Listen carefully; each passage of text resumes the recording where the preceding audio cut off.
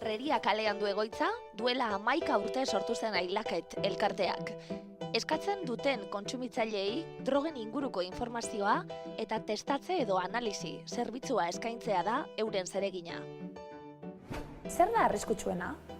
Ez jakintasuna, zalantzarik gabe lehen aipatu duguna, eta bestetik arriskuak behintzat kontsumitzea erabaki baldin baduzu, arrisku murrizketarako neurriak edo pautak ez ezagutzea eta ez erabiltzea. Kimikoak egia esan, aizuketa dute ia gehienek. Legez kanpokoak izanik, merkatu beltzan mugituz, osasun kontrolik edo alako kontrol zorrotzik ez dute pairatzen edo ez dute pairatzen zuzenean. Gune finko honetan eta festaz festa furgonetan mugituta egiten dute lan. Eta drogen analisia eginda, arriskuak ahalik eta gehien murriztea dute helburu. Eta guk momentuan egiten dugu ikusten duzuen moduan, momentuko gauza bat da.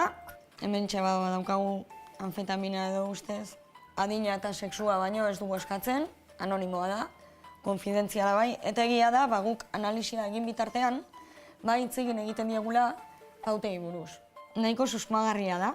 Normalean ateratzen da marroia eta batzun marroi puntu bat, baina gorriska horren gorria dena askotan izan daiteke 4 MA sustantzia toksiko horren seinale. Hau ikusita gero, probak egin eta gero?